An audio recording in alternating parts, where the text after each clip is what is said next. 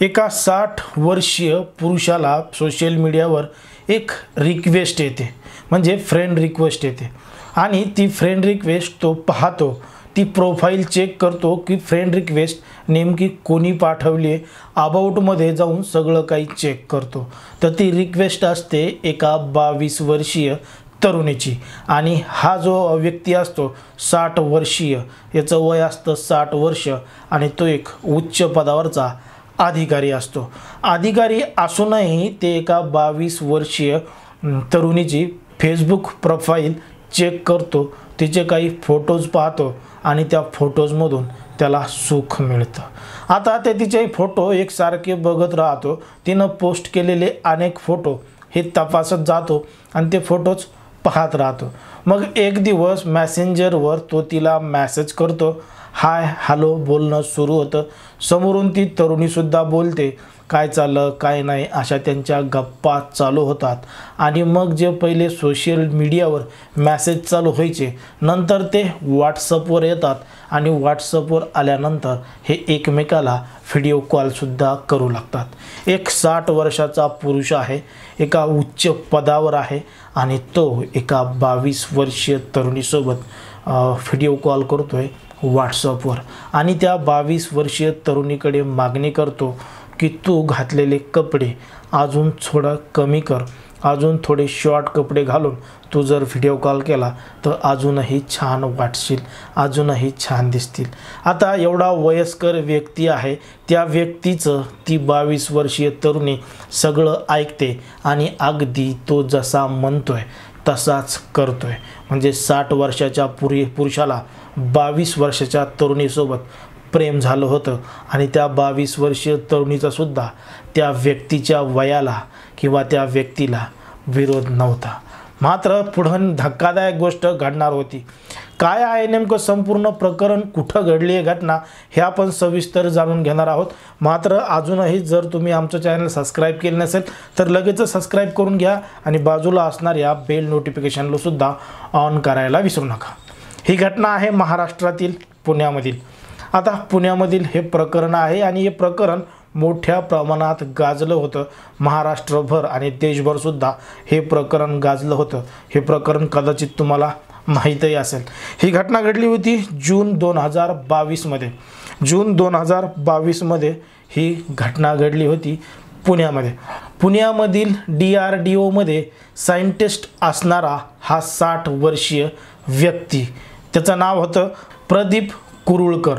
प्रदीप कुरुळकर हे DRDO मध्ये एका वरिष्ठ पदावर होते, डायरेक्टर होते, सायंटिस्ट होते, मराठीमध्ये वैज्ञानिक होते आणि हे तिथं सगळं काम बघायचे।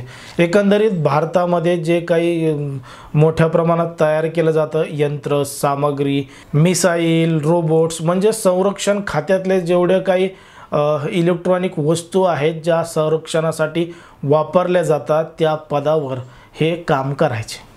आणि यांना एक दिवस फेसबुकवर एका तरुणीची फ्रेंड रिक्वेस्ट येते आणि ती ॲक्सेप्ट करतात। अगोदर सगळी तिची प्रोफाईल चेक करतात, त्या प्रोफाईलमध्ये काय दिलेलं आहे, ती तरुणी कुठली आहे, काय आहे, तर तिनं होमटाऊनमध्ये भारतामधीलच एक गाव लिहिलेलं असतं, एक ठिकाण लिहिलेलं असतं, तर लाईव्ह लोकेशन तिने लंडनचं टाकलेलं असतं आणि लंडनमध्ये एका ठिकाणी ती मुलगी सॉफ्टवेअर इंजिनिअरिंग करत असल्याचं तिनं तिच्या बायोमध्ये फेसबुकमध्ये लिहिलं होतं। आता या 60 वर्षीय पुरुषाने प्रदीप किरुळकरने हे सगळी गोष्ट पाहिली होती आणि भारतातीलच मुलगी आहे, शिक्षणासाठी परदेशात गेली आहे म्हणून त्यांची फ्रेंड रिक्वेस्ट त्यांनी ॲक्सेप्ट केली होती आणि तिचे काही फोटोसुद्धा बघितले होते। तिने पोस्ट केलेले विविध ठिकाणचे पोस्टसुद्धा बघितले होते। फोटो बघूनच तिची फ्रेंड रिक्वेस्ट ॲक्सेप्ट केली, कारण की 22 वर्षीय एकदम सुंदर तरुणी आणि त्या तरुणीचं नाव होतं जारादास गुप्ता। जारादास गुप्ता या नावानं तिचं फेसबुक अकाउंट होतं आणि तिचे सुंदर सुंदर फोटो याच फेसबुक अकाउंटवर होते। आता फ्रेंड रिक्वेस्ट ॲक्सेप्ट केल्यानंतर समोरून मेसेज येतो हाय, मग हे रिप्लाय देतात हॅलो। मग असं हाय हॅलो काय चाललं काय नाही, तो तिथं काय करते, शिक्षणासाठी कोणतं शिक्षण तिथं घेते, भारतामधून तिथं कशी गेली, फ्रॉम कुठून आहेस, म्हणजे इथून त्यांचं बोलणं सुरू होतं. आणि ह्या बोलण्याला बराच काळ लोटला जातो, महिना 2 महिने यांचं बोलणं अशाच पद्धतीनं चालू होतं. मग हे जे पहिले सोशल मीडियावर बोलणं होतं ते नंतर व्हॉट्सअपवर येतं, मोबाईलवर येतं. या बोलण्यामधून त्यांनी एकमेकाचे कॉन्टॅक्ट एकमेकांना शेअर केलेले असतात आणि मग हे व्हॉट्सअपवर चॅट करू लागतात, एकमेकांना व्हिडिओ कॉल करू लागतात. आता ज्यावेळी ती तरुणी या पुरुषाला व्हिडिओ कॉल करायची तेव्हा ती एकदम छोटे छोटे कपडे घालून त्याच्यासोबत व्हिडिओ कॉल करायची. आता व्हिडिओ कॉलवर बोलत असताना हे जे 60 वर्षीय पुरुष आहे प्रदीप नावाचे, हे त्या तरुणीला सांगायचे की तू घातलेले कपडे तुला खूप गोड दिसत आहेत, तू अजूनही जर छोटे कपडे घातले तर अजूनही गोड दिसशील. तशी मागणी तिच्याकडे करू लागले. आता ती 22 वर्षीय तरुणी होती आणि हे 60 वर्षीय पुरुष होता. तरीसुद्धा ती मुलगी या व्यक्तीच्या प्रेमात पडली होती, कारण की या व्यक्तीनं सांगितलं होतं की मी अशा पदावर काम करतोय. आणि मग अशा पदावर काम करतो म्हणल्यावर त्या तरुणीला ते खूप भारी वाटलं. त्यांनी सांगितलं की ह्या ज्या मिसाईल्स आहेत त्यामध्ये मी तयार केलेले आहेत, माझ्या अनेक मार्गदर्शनानुसार झाल्या आहेत. जे भारताचं अग्नी आहे अस्त्र शस्त्र ते सुद्धा माझ्या मार्गदर्शनाखाली बनलं आणि जे रोबोटिक्स असतात ते सुद्धा माझ्याच मार्गदर्शनाखाली बनतात. जे लढाऊ विमानं असतात त्या विमानासुद्धा कशा पद्धतीनं बनवायचे, कशा पद्धतीनं खरेदी करायचे हे सगळं माझ्याच हातामध्ये असतं.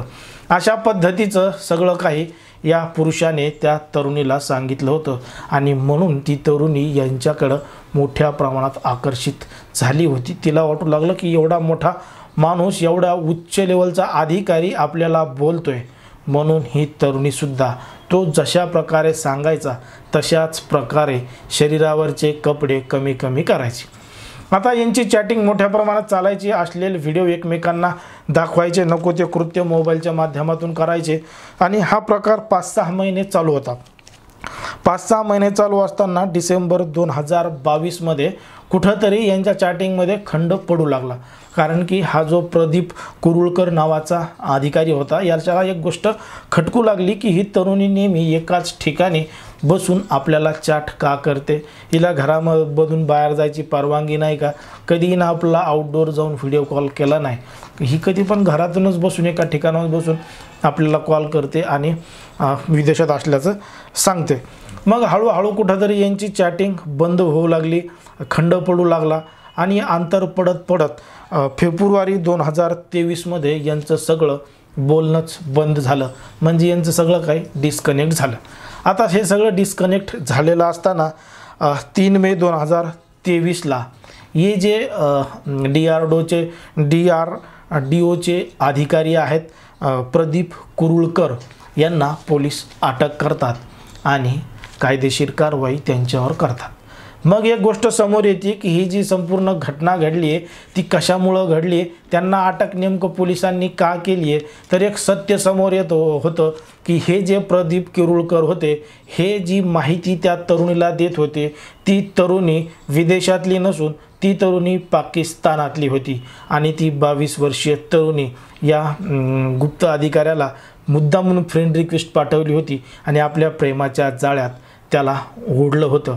म्हणून ती त्याला सगळं काही व्हिडिओ कॉलच्या माध्यमातून दाखवायची आणि जे जे आपल्या भारतातले यंत्रसामग्री आहेत, जे जे भारत नवीन काही घडामोडी करतोय त्याबद्दल सगळी गुप्त माहिती त्या अधिकाऱ्याकडून ती माहीत करून घ्यायची आणि ज्याला आपण एकदम उत्कृष्ट अधिकारी, मोठा अधिकारी, वयस्कर माणूस समजत होतो, हा माणूस एका 22 वर्षीच्या तरुणीच्या नादी लागून सगळी माहिती तिला सांगायचा आणि ही सगळी माहिती थेट पाकिस्तानामध्ये पोहोचायची.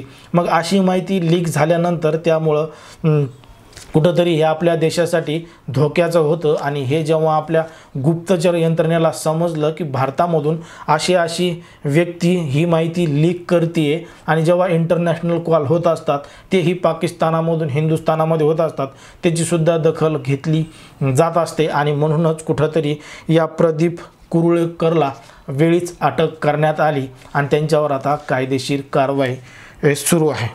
आता त्यांच्यावर 1836 पानाची चार्जशीटसुद्धा दाखल केलेली आहे।